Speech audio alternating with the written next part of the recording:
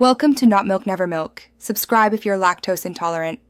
You start by assembling essential gear and moving immediately toward the target zone. Make sure your sea truck or sea glide is charged and you carry a laser cutter and repair tool. You will need mobility and the ability to extract samples. Once done, set a short-range beacon near your intended dive point so you can return reliably.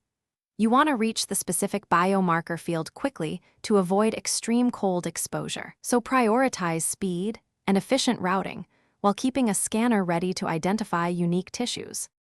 Once at the site, slow down and sweep the area with your scanner. Architect tissues show as distinct pulsing green or yellow anomalies on the HUD. When you find a target, position yourself to avoid collapsing structures, then use the laser cutter to carefully extract the tissue from crystalline or organic growths.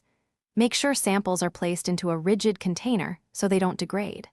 After extraction, mark the location with a beacon and double-check your inventory to confirm you have only the correct tissue. You finish by taking the collected architect tissues straight to your base research bay or any functioning fabricator. Keep them above 0 degrees by stowing them in a heated locker or inside the sea truck module so samples remain viable.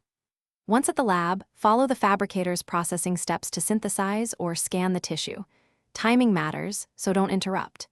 If something goes wrong, contamination or extraction failure, retreat immediately. Re-equip with a fresh cutter and container, then return to the next nearby growth and repeat the procedure.